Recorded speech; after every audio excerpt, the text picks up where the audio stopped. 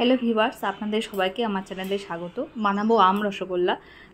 আম রসগোল্লা বানাতে গিয়ে আমার যেসব জিনিসগুলো প্রয়োজন সেটা হলো একটা লেবু নিয়ে নিয়েছি, একটা পাকা আম। এখন আমাদের বাজারে পাকা আম আর লাগবে হচ্ছে ময়দা। আমি একটা বাটিতে অল্প একটু ময়দা নিয়ে নিয়েছি। প্রথমে আমটাকে ছাড়িয়ে আমি কড়াইয়ের মধ্যে একবারেই নিয়ে নিয়েছি। আমগুলোকে ভালো করে চটকে নিচ্ছি। এবার আমগুলোকে আমি একটু জাল দিয়ে নেব। জাল দিয়ে রসটা কমিয়ে আমটাকে শুকিয়ে নেব। আচ্ছা, আর এখানে খুব বেশি শুকানো যাবে না, মানে যাতে একটু শক্ত শক্ত হয়, শক্ত হয়ে শুকিয়ে উঠছে সেরকম করলে হবে না, অল্প শুকাতে হবে যাতে আমটা কোথাও শক্ত না হয়। আর আমার আমটা একটু হালকা টক ছিল বলে আমি সামান্য একটু চিনি, মানে চা চামচের 1 চামচ মতো চিনি মিশিয়ে নিয়েছি। এবার একটু কড়াইয়ে ভালো করে নেড়ে নিচ্ছি।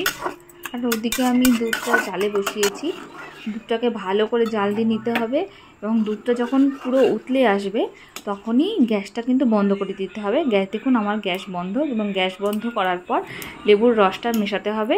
আর মেশানোর সাথে সাথে আর এক হাত দিয়ে দুধটাকে নাড়তে হবে। যেহেতু আমি এক হাতে ফোনটা ধরে ভিডিওটা করছি, তাই লেবুর রসটা দেওয়ার পরে আমি নাড়াচ্ছি।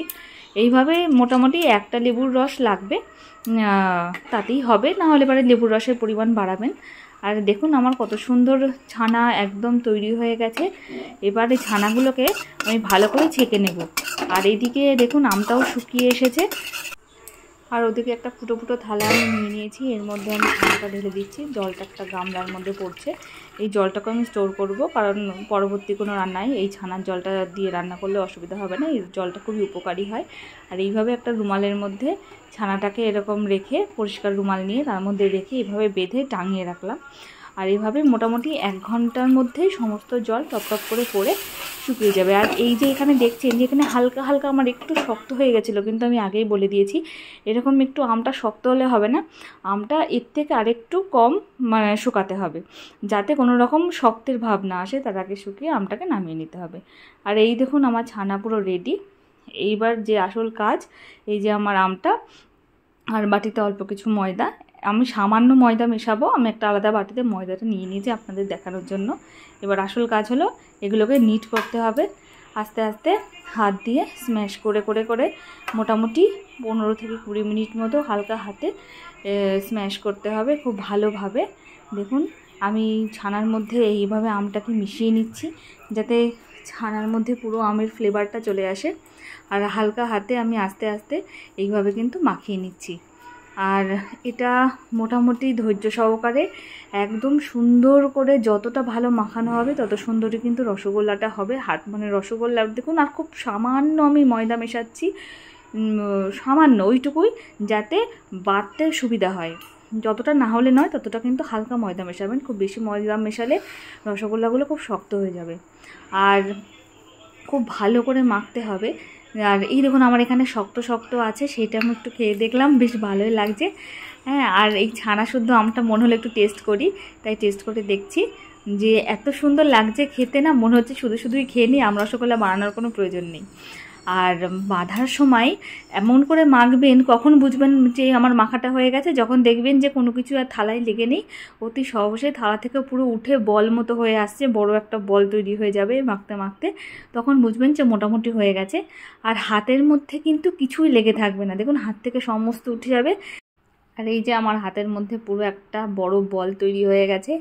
আর দেখুন থালাতে কিচ্ছু লেগে নেই, তার মানে একদম খুব ঠিকঠাক মাখা হয়েছে। আর সামান্য একটুখানি নিয়ে আমি দেখিয়ে দিচ্ছি যে হাতে কিছুই লেগে থাকবে না, পুরো জিনিসটা পুরো মিহি হবে।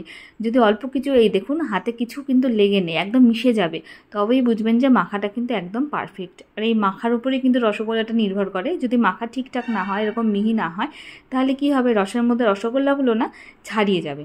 আর এইভাবে সমান মাপে ছোট ছোট এরকম বল বানিয়ে নিলাম। দেখুন এখানে আমি সমান মাপের অনেকগুলো বল বানিয়েছি, মোটামুটি 10-12টা হবে। এতক্ষণে আমার বল বানানো কমপ্লিট। আর এদিকে আমি জলের মধ্যে চিনি দিয়ে দিয়েছি রসটা তৈরি করার জন্যে। আর এখানে যদি 2 কাপ জল দেন, তাহলে সেই কাপের সমান পরিমাণ 1 কাপ চিনি লাগবে, মানে 2:1 অনুপাতে ইউজ হবে।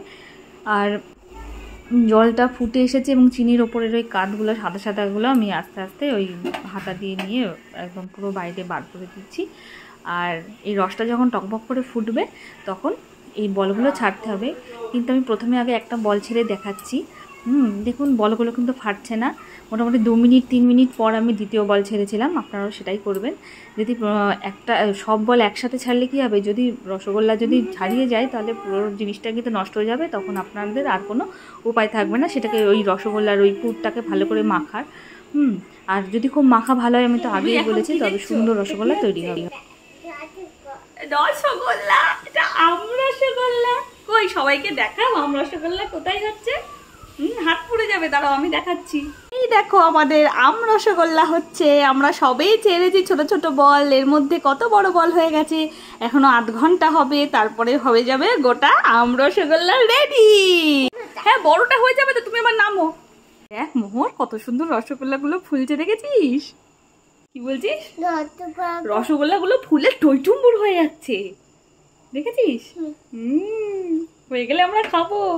যেহেতু রাত্রেবেলায় রসগোল্লা বানাচ্ছিলাম, তাই হুটোপাটা করে নামানোটা আমি আর দেখাইনি। ওইখানেই রসগোল্লাটা আমার শেষ হয়ে গেছিলো লাস্ট ক্লিপে। আর 6-7টা মতো বল আমি একটু ছোট বানিয়েছিলাম, সেটাকে রসমালাই বানাবো বলে। এটা হচ্ছে দুধের মধ্যে আমি 3-4টে এলাচ ফেলে দুধটাকে ফুটিয়ে ওই রসগোল্লার রস ইউজ করেই এই রসগোল্লাগুলোকে ওর মধ্যে দিয়ে দুধের মধ্যে দিয়ে ভালো করে ফুটিয়ে নিয়েছি। রেডি আমার আমদুধের রসমালাই, সত্যি দুর্দান্ত হয়েছে খেতে। আর একটা জিনিস আমি যেটা বলতে ভুলে গেছি, মোটামুটি 30 মিনিট ফোটালেই কিন্তু রেডি রসগোল্লাটা।